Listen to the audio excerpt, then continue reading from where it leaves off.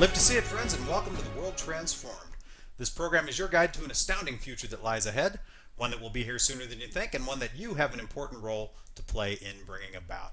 At The World Transformed, we want to introduce you to what may be the biggest transformation of them all, the one that begins with considering and acting on the almost limitless possibilities that lie ahead, and that ends somewhere beyond the reach of the human imagination. So when does this astounding future begin? Well, today is the day. My name is Phil Bowermaster, and with me in the virtual studio is my co-blogger, co-futurist, and co-host, Stephen Gordon. Hey, Stephen. Hey, Phil. How are you? Well, I'm super fantastic. How are you, my friend? Man, I'm great. Doing good. We're keeping positive even though we're dealing with negative topics this week. Is that right? All week long, we've decided to be informed optimists, consider the negative, and on our way to being positive. So yeah, it's sort of our downer week, but it's going to be interesting. Yeah. So, well, as we said on Monday, one of the ways we prepare ourselves to make sure the good stuff happens is to know what the potential downsides are. These are the things that we're looking out for. And on Monday, we talked about human downgrades, both people deliberately choosing to make themselves less than they are, and also ideas for how we could improve ourselves that might go in a direction that we don't expect. And that idea of just thinking it through but not thinking it through as well as we could have really speaks to our topic tonight, because tonight we're going to talk about The Future Gone Bad Part 2, Misplaced Priorities. What if we're looking at the future and we say, well, we know X is important, and because X is important, we're going to make sure there's plenty of X in the future, and whatever else happens, there's going to be plenty of X, and really Y is the thing that we really should have been focused on if we wanted to have the future that we were looking for. So we're going to talk about what our priorities are potentially and what they maybe should be, and how easy it is to get our priorities wrong. And we're going to start by talking about this was just the example that occurred to me, talking about what's happening in healthcare in the US. As everybody knows, we've been undergoing substantial changes in healthcare in the U.S. The Affordable Care Act passed a few years ago, and it's just now being implemented. It's just now coming into play, and it's a massive transformation of the healthcare infrastructure of the United States. What's it designed to do? Bottom line is, the philosophy behind it is, as I see it, it's to improve distribution of healthcare, to get healthcare to some people who didn't get it. So we're going to distribute it better. We're going to distribute it more fairly. Is the basic idea of the Affordable Care Act. Now, we're going to put aside, Stephen, the question of whether that is a good idea in terms of whether it's going to work, whether the Affordable Care Act is a good way of achieving that objective. Not something we're going to talk about in a 30-minute show tonight. Again, there are shows that have dealt with that. People are talking about this all the time. Yeah, that's right. So, but we're going to sidestep that. I will say that that is a highly debatable proposition. That is to say, people can certainly take either side of that. But I'm going to say, wait a minute, is distribution even the issue that needs to be addressed? Did we have our priorities right when we started moving in that direction to begin with? What if instead of distribution, we worked on addressing supply of healthcare? Not the distribution of healthcare, but just the supply of healthcare. Right. Making healthcare massively more available and cheaper than it currently is. What if that had been the approach to quote unquote, fixing healthcare? I won't make the air quotes. Well, we're on YouTube. Fixing healthcare. How's that? What if the approach had been to make a lot more healthcare available than is currently available? Well, for one thing, how would you go about doing that that's different from what we're currently doing? Well, we've talked about this a little bit. It's been a few years ago, but one idea would be to provide certain incentives to people to provide healthcare. That is to say, those who are considering careers in this or in that, make sure there's plenty of incentives for people to go into the health profession. And for those who are there, make sure there's plenty of incentives for them to stay there. That is, that it's financially lucrative. Maybe they're getting some tax breaks that other people aren't getting. And that becomes particularly pointed when you start saying, let's say there needs to be lots more incentives for people to provide free care. Because one of the big issues around healthcare was it's not available to everyone who needs it. Some people had pre-existing conditions. Some people can't afford healthcare. How do you get it if you don't have any money, if you don't have any insurance, etc.? Well, if there was an infrastructure that said a certain amount of healthcare has to be free, it has to be provided pro bono, we're going to give big tax breaks to doctors to make sure they get it. These are Yeah. just potential ideas. There could have been lots of different ways of doing this, but incentives in place for more care to exist, incentives in place for doctors to do more for people who can't pay than they were currently doing might have been one way to approach this thing. And then over and above that, I think efforts to automate the provision of healthcare. We've talked about this quite a bit. We know that basic artificial intelligence can probably do a fairly good job of diagnosing. Well, actually, it seems like you had a statistic on this a while back, Stephen. What is it? 80% of the most common ailments, you could probably put a computer system in place, and it would adequately identify what's going on with people. And I think, I believe that this could be computerized in such a way that fewer mistakes would be made. And the computer system that beat the Jeopardy champions, Watson, Right. is in effect going to Go to medical medical school. school. That's right. And the cool thing about that is once Watson has completed medical school, you'll be able to copy Watson, and you can have all the Watson doctors that you want, and so that's increasing the supply potentially of medical care. So Absolutely. Well, when you think about artificial intelligence covering it, but even just basic distribution models that replicate, right, that build on replicability. When they talk about pretty soon Walmarts might all have clinics in them, that's yeah, the idea. When healthcare becomes kind of like McDonald's or kind of like Walmart, it's just massively abundantly available rather than doing things that potentially, I think, makes it more scarce. That's the real, to me, the real danger with working on the distribution end. The, I think that we can do better than medical clinics on every corner, though. I think we yeah, can have we ultimately, can yeah, ultimately. I think we're talking about on-board doctors, yeah, doctors that are with us always in the form of AIs. Read recently, Next Big Future. Our friend Brian Wong's blog talked about micro and nano delivery platforms in the form of nanomedicine that basically sit in your body and will deliver across the blood brain barrier into the brain if you needed medicine there or other barriers throughout the body to get the medicine exactly where you need it in exactly the right amount. And then there's a lady by the name of Elizabeth Holmes Theranos who has come out with a way to do hundreds of blood tests from a single drop of blood instead of taking multiple vials and every vial being used to do one or two tests. Getting all these tests done with a single drop of blood, I think, is well on your way than to having something that's on board, maybe a patch or something right.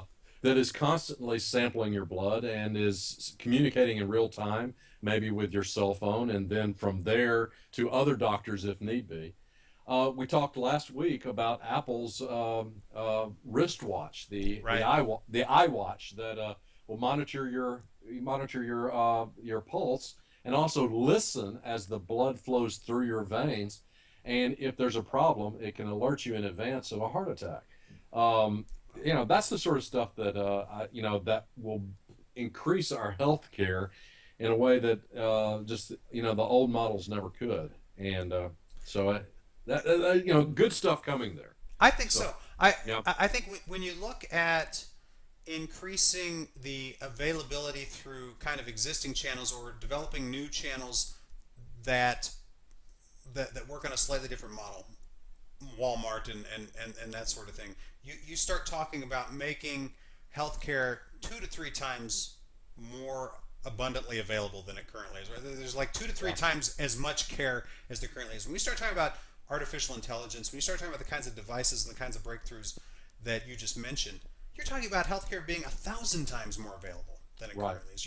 You're talking about the real economies of scale that come about through accelerating change. The kind Here's the risk. Here's the bummer that you're talking about. What if by locking in this huge system with the Affordable Care Act or other older things like Medicaid or whatever, you're locking in the old delivery mechanisms as well because right, that's the way they get paid, right? right.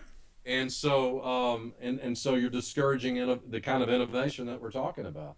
That would be a shame if we missed the boat on true healthcare as opposed to, and what we've got right now is sick care. Okay, Right. something has to go wrong before we ever see anybody about it. What if we had an on-board doctor? They could, something like that could help us maximize health, and keep us from ever, feeling sick at all.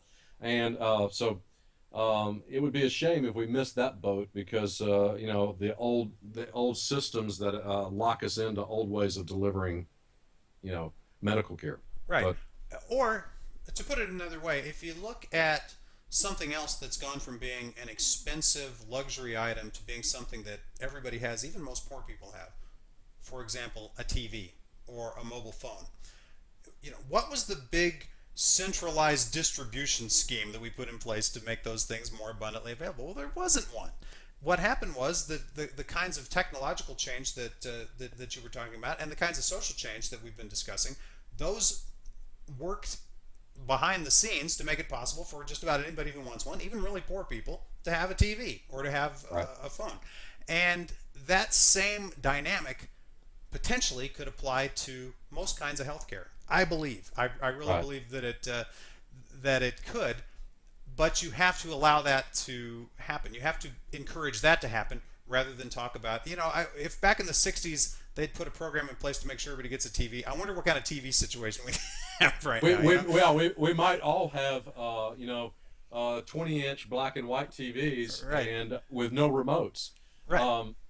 That's Or in the that 90s, if they'd said, a big government program to give us all, to make sure everybody has a cell phone. I wonder what we would have ended up with. I don't think we'd be where we are. That's we'd all have Gordon Gecko bricks. Yeah. Okay. Yeah. That's because it's not fair for Gordon Gecko, this dirty Wall Street tycoon, to have this thing where he could walk around.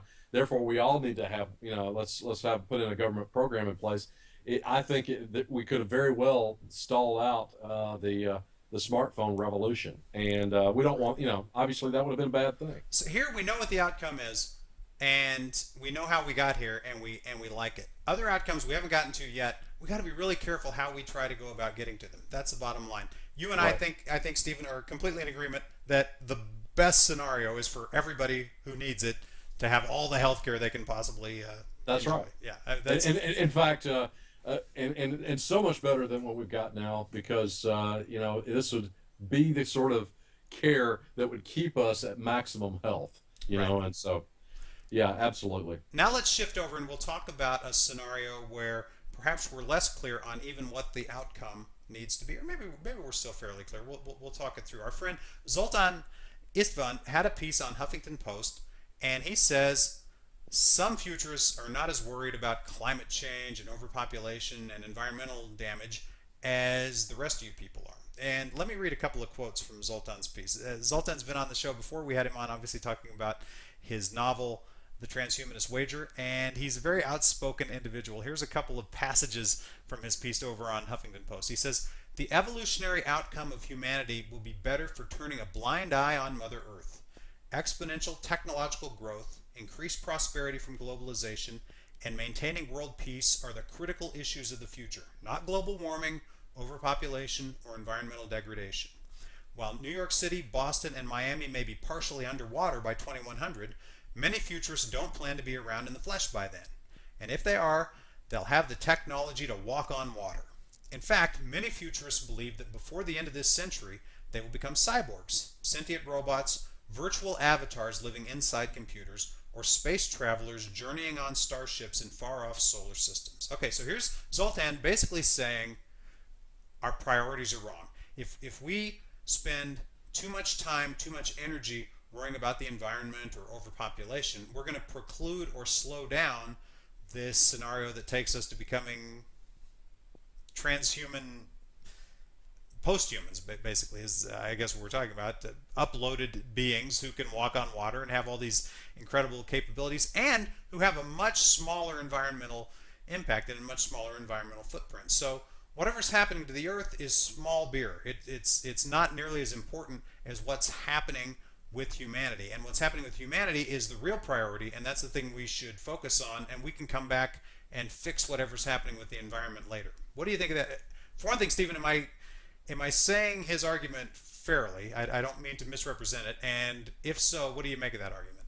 Well, I don't know if necessarily if Zoltan, believes this argument as much as he's describing it. Perhaps Yeah. there might be the possibility he's just saying, some transhumanists may feel this way, Right. and he doesn't necessarily feel that way. I think that there is a tendency among some environmentalists to say, to heck with humanity. The planet would be better off if there was no humanity at all, and humans are the worst thing that ever happened to the world, and to heck with humans. I think that this may be, in some ways, it's a response to that. He's saying, in order to be a humanist, you first have to be a humanist, and a humanist says, we're concerned about humans, and it might be kind of a response to radical environmentalists who are really, some of which are anti-humanist.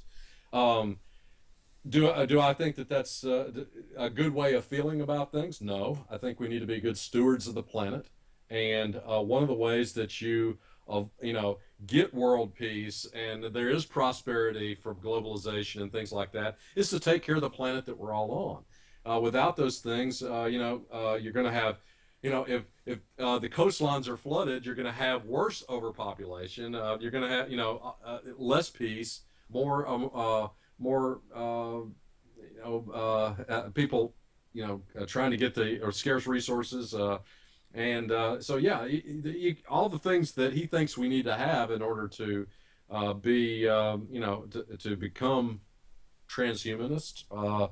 I think are benefited by taking care of the planet. So, that said, I think that there's this is one of those areas where we need to be moderate. We need to take care of the planet, and we need to take care of ourselves. Yeah. So, Well, we did a show a while back. It was, what was it yeah, called? Full speed ahead or something to that effect. We yeah, talked about we really want to push ahead and make the future happen and make these big things happen. And to the extent that Zoltan is saying that, I'm on board.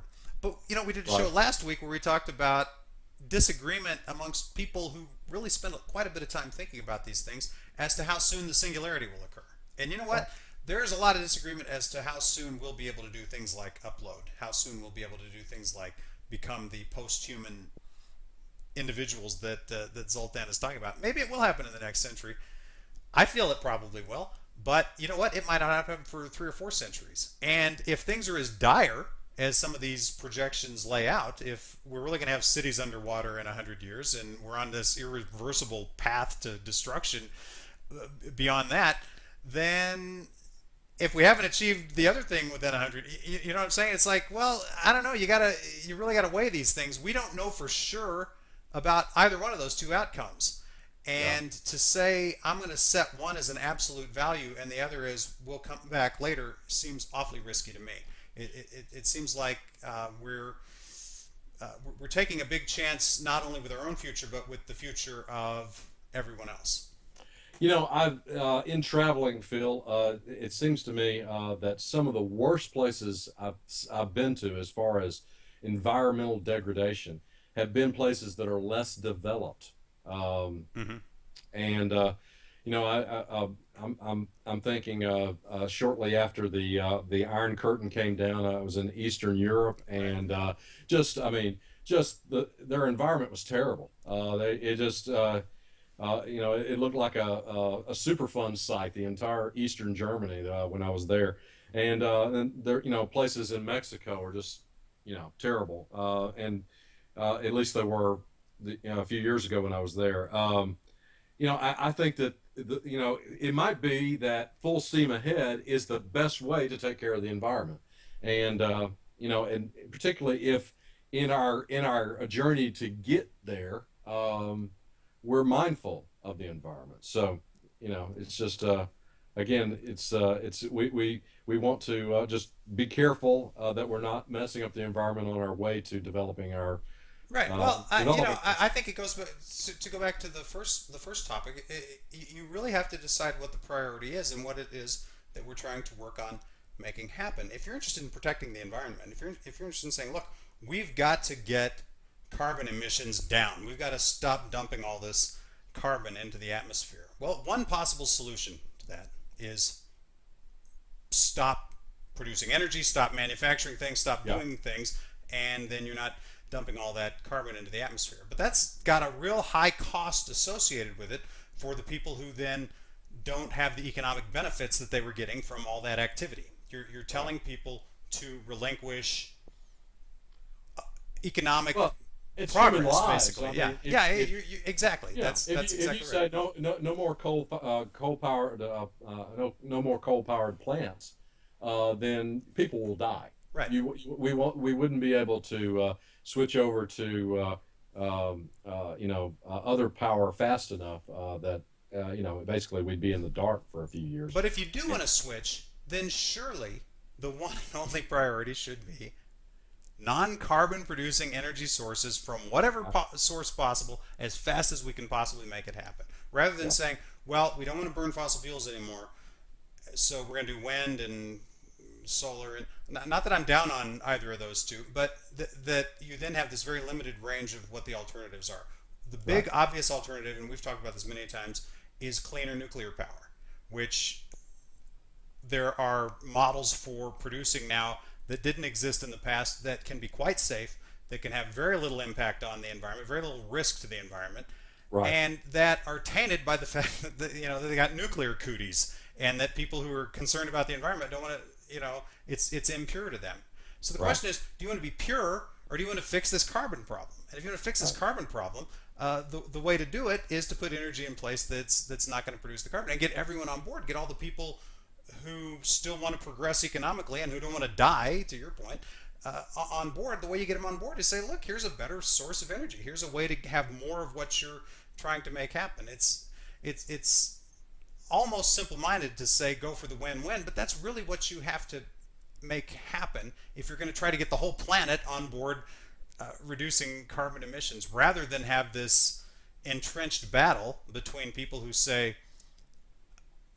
push on no matter what, and people who say stop no matter what. It seems to me there's a beautiful potential middle position here that gets missed because the priority is badly defined on either side of the debate.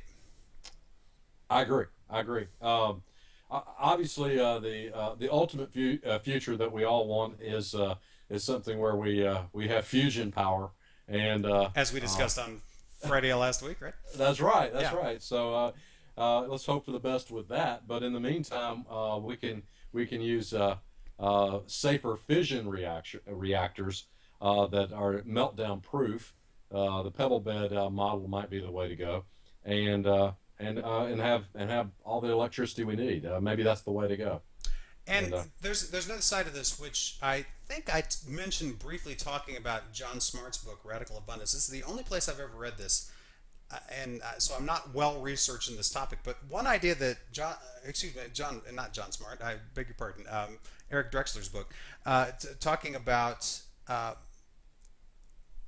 carbon emissions, and he talks about the fact that even if we cut everything off now and stop producing carbon, there's so much in the atmosphere now that we're not sure what the impact would be or how long it would take before that would come out of the atmosphere, and whether the consequences there would be dire. So everything else aside, all other considerations aside, it seems to me that we should be looking at technologies that can clear the carbon out of the atmosphere irrespective of how much we're putting in, right? So whether right, whether we've done away with all the energy sources that put carbon into the atmosphere, we should be taking carbon out of the atmosphere. And beyond that, maybe we should be looking at technologies that can cool the climate in spite of the amount of carbon in the atmosphere. And beyond that, warm the climate in case it starts going in the other direction. I'm talking about full steam ahead with technology to address these problems, to put us more in control of this than we currently are, rather than less. Because if the real priority is to save the planet, then we should be capable of saving the planet. We should have more weapons in our arsenal, more arrows in our quiver than we currently have around all of this. Which is, the one big approach is, we'll stop burning fossil fuels. Okay, well, okay, that's a good one. Like that one, but wouldn't it be great if we had some other alternatives? right. Um, Craig Venter is looking at ways to do what gasoline but better, because it would be carbon neutral, because you'd be using something like algae to produce it, Right. and which would take in the carbon from the atmosphere or other sources, and what you're then burning, it would release carbon again, but it's carbon that had been captured in the process of making the fuel, and so it would be it would be carbon neutral. So I wish him luck in that, in producing a liquid fuel that is carbon neutral. So That'll be awesome. Yeah, that would be great. And to me, that's an example of really having the priorities in order. Producing more energy that doesn't create any of the problems and that potentially solves problems. That's the way we want to go. We want to see more of those kinds of ideas. Unfortunately, we only had time for 2 examples. I'm sure we can come up with lots of more examples of very contentious issues where it comes down to a question of what the priorities are. We need to work on those priorities if we're going to get to the future that we want to get to. And with that platitude having been spoken, Stephen, what's our music? Our music tonight is Fall by Tammy D. Marr. Tammy D. Marr with Fall. Thank you very much, Stephen, for putting that together. Thank you all for being with us. We will conclude The Future Gone Bad on Friday. I hope you'll all be with us. And until next time, live to see it.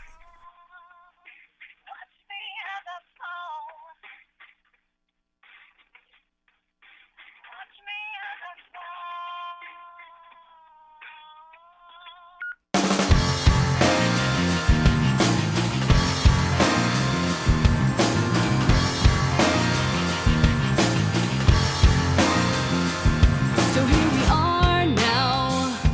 I'm on the edge and I'm looking down. And there's nothing here to hold, hoping for a rescue. And only you can save me now. You're walking away. And I'm crying out your name. There was a time I thought that you were the answer to my prayers. Every little thing about you made me feel so certain that I finally found that person. 'Cause every time you're near me, I'm seeing things so clearly. But lately I've been wondering why you would watch me as I fall. Watch me as I fall. The more I let you know, the more you push away. And I'm reaching for the hand that's holding me down. The moment I let go, you're begging me to stay. I don't think you'll save me anyhow.